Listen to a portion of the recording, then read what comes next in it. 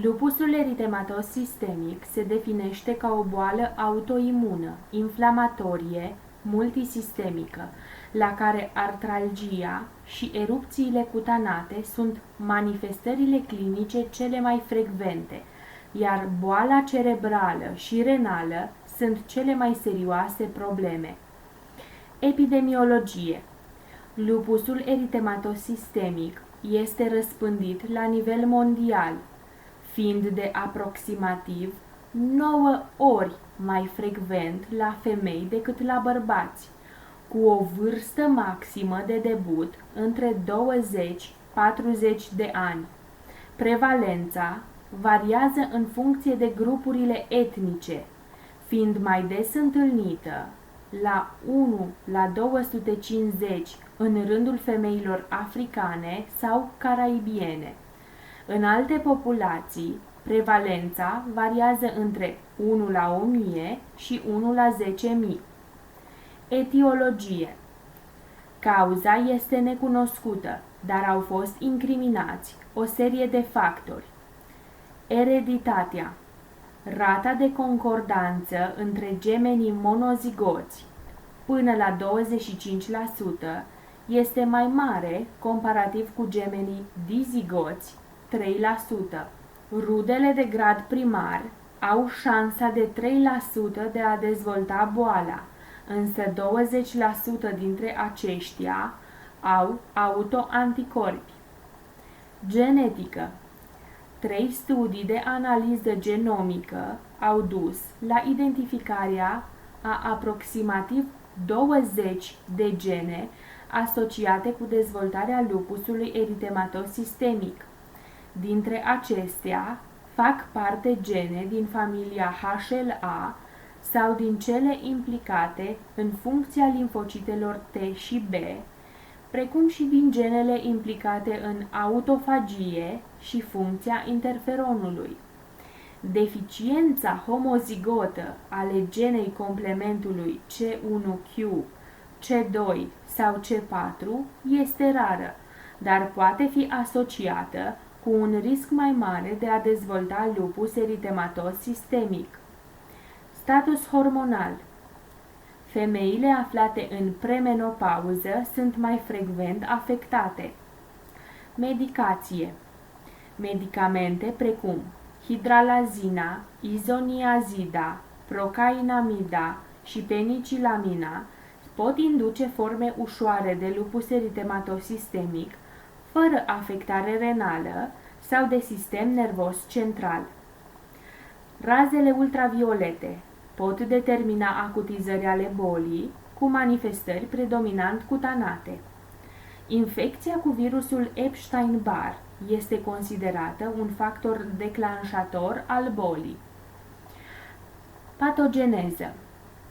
Resturile celulare rezultate din apoptoza celulelor apar pe suprafața celulară sub forma unor mici vezicule ce conțin antigene self, adică autogene. Aceste antigene includ constituenți nucleari, de exemplu ADN și histone, care în mod normal rămân neidentificați de sistemul imun. În cazul persoanelor cu lupus, eliminarea acestor vezicule de către fagocite este ineficientă, acestea fiind transferate țesuturilor limfatice, de unde vor putea fi preluate de către celulele prezentatoare de antigen. Antigenele self eliberate din aceste vezicule pot ulterior să fie prezentate limfocitelor T, care, la rândul lor, stimulează limfocitele B pentru a produce autoanticorpi direcționați împotriva acestor antigene. S-a demonstrat că la unii pacienți autoanticorpii sunt prezenți în probe serologice recoltate și stocate cu mult timp înainte ca pacientul să prezinte manifestări clinice de lupus. Asocierea dintre disponibilitatea antigenelor self și eșecul sistemului imun de a inactiva limfocitele B și T care recunosc acestor antigene, denumită prăbușirea toleranței, duce la următoarele consecințe imunologice. Apariția de autoanticorpi, care formează complexe circulante sau care se depun prin legare direct la nivel tisular. Activarea complementului și influx de neutrofile, determinând inflamație în acele țesuturi. Producția anormală de citochine, niveluri serologice crescute de interleuchina 10 și interferon alfa, sunt în mod particular legate de activitatea crescută a inflamației în lupus eritematos sistemic. Cu toate acestea, încă nu există o terapie biologică anticitochină utilizată de rutină în tratamentul lupusului. Cercetări recente au demonstrat implicarea și a altor celule în patogeneza lupusului. Acestea includ celulele dendritice, care sunt activate de complexele imune, ce conțin acizi nucleici producători de interferon, precum și celulele T, natural killer invariabile, care sunt reduse ca număr și funcție la pacienții cu lupus eritematos sistemic. Patologie. Lupusul eritematos sistemic cu afectare cutanată și renală este caracterizat de prezența depozitelor de complement și de anticorpi de tip IgG și influx de neutrofile și limfocite. Biopsiile altor țesuturi sunt rar efectuate. Acestea pot arăta modificări de tip vasculitic, ce afectează capilarele, arteriolele și venulele. Sinoviala articulară poate fi edematoasă și poate conține complexe imune. Corpii hematoxilinici, depozite omogene, rotunde și de culoare albastră în colorația cu hematoxilină, pot fi identificați în infiltratul inflamator. Se crede că aceștia rezultă din interacțiunea dintre anticorpii antinucleari și nucleele celulare. Leziunile patologice specifice altor organe sunt descrise în capitolele corespunzătoare. Tablou clinic. Manifestările lupusului eritematos sistemic variază foarte mult între pacienți. Majoritatea pacienților prezintă fatigabilitate, artralgii și sau leziuni cutanate. Afectarea organelor vitale este mai rar întâlnită, dar poate fi severă când există. Manifestări generale. Febra este frecvent întâlnită în exacerbări. Pacienții acuză o stare generală alterată și fatigabilitate, iar aceste simptome nu sunt corelate cu activitatea bolii sau severitatea afectării altor organe. Articulațiile și mușchii. Afectarea articulară este cea mai frecventă manifestare clinică, peste 90%. Adesea, pacienții se prezintă cu simptome asemănătoare artritei reumatoide, cu artralgii simetrice la nivelul articulațiilor mici.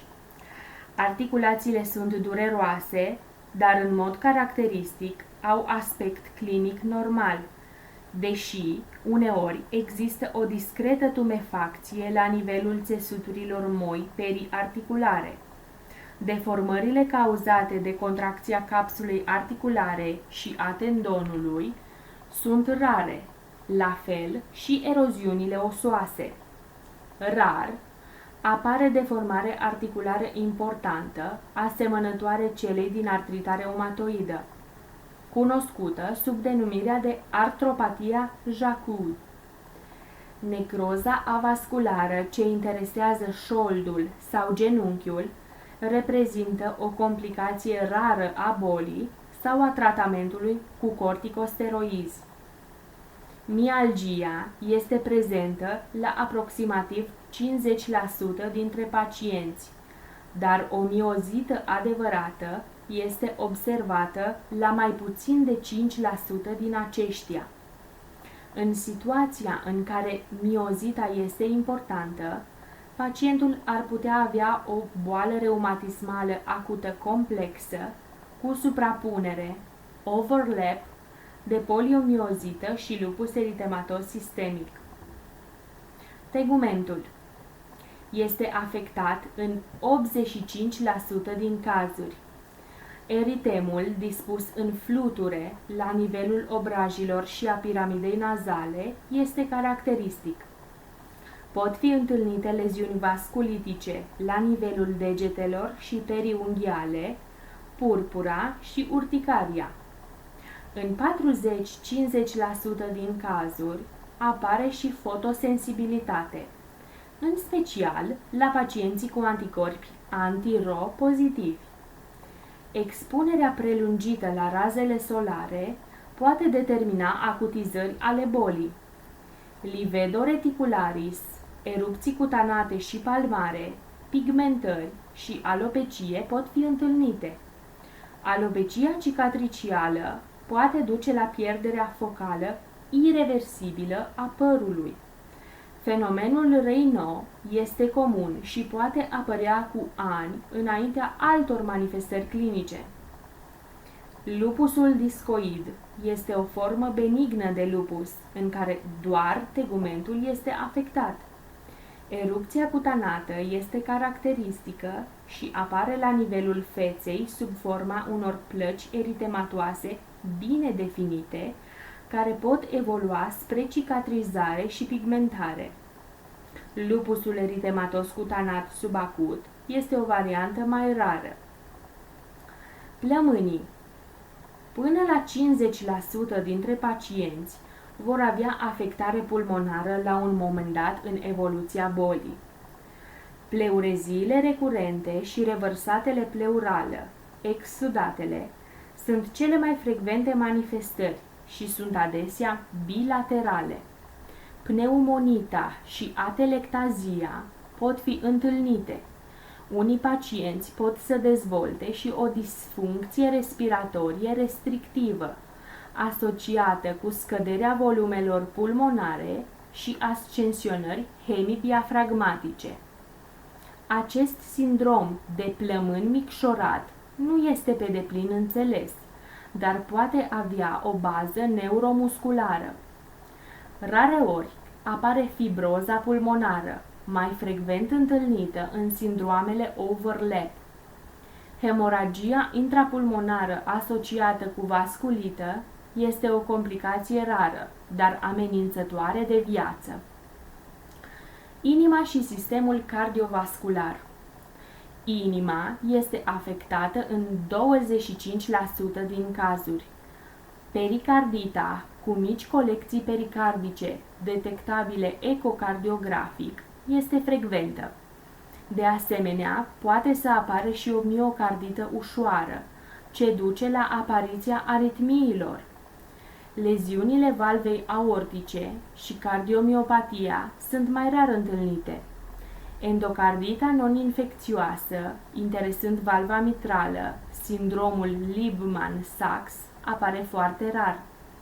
Fenomenul Raynaud, vasculitele, trombozele arterioale și venoase pot apărea mai ales în asociere cu sindromul antifosfolipidic. În cadrul pacienților cu lupus, există o incidență crescută a bolii cardiace ischemice și a accidentului vascular, ce poate fi datorată parțial factorilor de risc comuni, cum ar fi hipertensiunea arterială și dislipidemiile, însă prezența inflamației cronice de-a lungul anilor poate fi contributivă. Nu se știe precis dacă tratamentul riguros al factorilor de risc cardiovasculari sau utilizarea statinelor în lupus modifică riscul de a dezvolta boala coronariană sau accident vascular cerebral. Rinichii. Studiile post-mortem sugerează că modificările histologice sunt foarte frecvente. dar afectarea renală clinică apare în doar 30% din cazuri. Tuturor pacienților ar trebui să li se efectueze periodic sumarul de urină pentru hematurie și proteinurie. Un pacient asimptomatic cu proteinurie se poate afla într-un stadiu incipient de nefrită lupică, iar inițierea tratamentului ar putea preveni evoluția către insuficiență renală. Proteinuria ar trebui să fie cuantificată și hematuria ar trebui să impună identificarea cilindrilor celulari sau a hematiilor fragmentate ce orientează spre glomerulonefrită. Biopsia renală este utilizată pentru a defini tipul și severitatea nefritei. Tromboza venei renale poate apărea în sindromul nefrotic sau în asociere cu anticorpii antifosfolipidici. Sistemul nervos. Afectarea sistemului nervos apare în până la 60% din cazuri, iar simptomele adesea fluctuează. Poate să existe o depresie ușoară, dar ocazional apar tulburări psihice mai severe. Epilepsia, migrenele, ataxia cerebeloasă, meningita septică, leziuni ale nervilor cranieni, boli cerebrovasculare sau polineuropatii pot fi întâlnite. Mecanismul patogenic al lupusului neurologic este complex. Leziunile pot fi datorate vasculitei sau depunerilor de complexe imune, trombozei sau microvasculopatiei non-inflamatorii. În cazul persoanelor cu lupus neurologic, infecțiile ar trebui excluse sau tratate în paralel cu administrarea de corticoizi și imunosupresoare. Ochii. Vasculita retiniană poate cauza infarcte, care se prezintă sub formă de exudate dure și hemoragii. Pot fi întâlnite episclerita, conjunctivita sau nevrita optică, dar cecitatea este neobișnuită. Sindromul Sjögren secundar este întâlnit în 15% din cazuri. Sistemul gastrointestinal. Ulcerațiile bucale sunt frecvente și pot fi o caracteristică de debut. Acestea pot fi nedureroase sau se pot suprainfecta și devin dureroase. Vasculita mezenterică poate cauza leziuni inflamatorii care interesează intestinul subțire, infarct sau perforație. Afectarea hepatică și pancreatita sunt rare. Investigații. O hemoleucogramă completă poate evidenția leucopenie, limfopenie și sau trombocitopenie. Anemia din afectarea cronică sau anemia hemolitică autoimună pot de asemenea apare. VSH-ul este crescut în raport cu activitatea bolii. În schimb, proteina C reactivă este de obicei normală, dar poate fi crescută când pacientul prezintă pleurezie lupică sau peritonită, artrită sau infecție coexistentă. Urea și creatinina cresc doar când boala renală este avansată. Albumina serică scăzută sau raportul albumină-creatinină urinară crescut sunt indicatorii timpurii ai nefritei lupice. Autoanticorpi de variate tipuri pot fi prezenți în lupus, dar cei mai semnificativi sunt ANA, anti-ADN-DC, anti-RO, anti-SM și anti-LA. Anticorpii antifosfolipidici sunt prezenți în 25-40% din cazuri, dar nu toți acești pacienți dezvoltă sindrom antifosfolipidic. Complementul seric. Nivelele C3 și C4 sunt adesea scăzute în cursul bolii active. Combinația dintre VSH crescut, anticorpi anti-ADN DC crescuți și C3 scăzut, pot anunța un puseu de boală. Toți acești marcări tind să revină la normal pe măsură ce puseul dispare, dar la unii pacienți nivelul anticorpilor anti-ADN DC rămâne ridicat, chiar și în cursul remisiunii clinice. Histologie. Modificări histologice și imunofluorescente caracteristice, depozite de IgG și complement sunt observate în biopsii renale și cutanate. Diagnostic imagistic. Scanările CT ale creierului pot identifica uneori infarcte sau hemoragii cu semne de atrofie cerebrală. IRM poate detecta leziuni ale substanței albe care nu sunt decelate pe CT. Cu toate acestea, poate fi foarte dificil de distins o vasculită reală de un tromb mic. Tratament. Măsuri generale.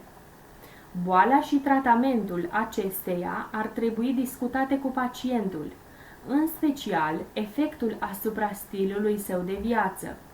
Spre exemplu, aspectul clinic și debilitatea fizică dată de oboseală. Pacienții sunt sfătuiți să evite expunerea prelungită la soare și necesitatea reducerii factorilor de risc cardiovasculari. Tratament simptomatic. Artralgia, artrita, febra și serozita răspund bine la dozele standard de antiinflamatoare nesteroidiene. Corticosteroizii topici sunt eficienți și utilizați la scară largă în lupusul cutanat. Medicamentele antimalarice, clorochina sau hidroxiclorochina, ajută în formele ușoare de afectare cutanată, fatigabilitate și artralgii care nu răspund la antiinflamatoarele nesteroidiene, dar pacienții necesită consult oftalmologic periodic datorită potențialului toxic retinian. Se presupune că modificările retiniene apar la până la 7,5% din pacienții tratați pe termen lung cu hidroxiclorochină, cu risc mai mare la cei care iau mai mult de 5 mg per kilogram corp pe zi. Corticosteroizi și medicamente imunosupresive. Injecțiile intramusculare în priză unică de corticosteroizi cu durată de acțiune lungă sau cure scurte de corticosteroizi orali sunt utile în tratarea puseelor severe de artrită, pleurezie sau pericardită. În unele cazuri, aceste simptome pot fi controlate doar utilizând corticosteroizi orali pe termen lung. Afectarea renală sau neurologică și anemia hemolitică severă sau trombocitopenia necesită tratament cu doze mari de corticosteroizi orali, iar primele două dintre acestea necesită în plus medicație imunosupresoare. Ciclofosfamida era cel mai frecvent preparat utilizat pentru a obține remisiunea în aceste forme severe de boală, dar a fost înlocuită la scară largă de micofenolatul de mofetil, care prezintă mai puține efecte adverse. Azatioprina este și ea utilizată pentru obținerea remisiunii. Agenți noi, care au drept țintă celulele sau citochinele sistemului imun, vor putea fi utilizați, în special în cazurile refractare. Aceștia includ rituximab, anti-CD20 și belimumab, ambii anticorpi monoclonali îndreptați împotriva limfocitului B. Alte medicamente, precum agenți anti-interferon, sunt în curs de investigare în studii clinice mari. Prognostic. O evoluție episodică este caracteristică, cu exacerbări și remisiuni totale, care pot dura lungi perioade de timp. Cu toate acestea, lupusul poate fi și o afecțiune cronică persistentă. Mortalitatea în lupusul eritematos sistemic a scăzut considerabil în ultimii 50 de ani. Rata de supraviețuire la 10 ani este de 90%, dar aceasta scade dacă complicațiile de organ sunt prezente. Decesele timpurii în evoluția bolii sunt cauzate în special de afectarea renală sau neurologică sau infecții. Ulterior, boala coronariană și accidentul vascular cerebral devin mai frecvente. Progresia cronică a distrucției articulare, așa cum se observă în artrita reumatoidă și artroză, apare rar, dar o mică parte din pacienți prezintă deformări, precum deviație ulnară. Pacienții cu lupus eritematos sistemic prezintă un risc crescut pe termen lung de a dezvolta unele neoplasme, în special limfom. Sarcina și lupusul eritematos sistemic. Fertilitatea este păstrată. Excepție fac formele severe. Nu există contraindicație majoră pentru sarcină. Avorturi recurente pot fi întâlnite, în special în cazul femeilor cu anticorpi antifosfolipidici. Exacerbările pot apărea în timpul sarcinii și sunt frecvente postpartum. Medicația pacientului trebuie revizuită. Micofenolatul ar trebui oprit, în timp ce azatioprina, hidroxiclorochina și dozele mici de corticoizi sunt sigure. Hipertensiunea arterială trebuie controlată. Femeile cu anticorpi anti-RO și anti-LA au un risc de 2% de a naște copii cu sindrom lupic neonatal, erupții, hepatită și bloc cardiac fetal.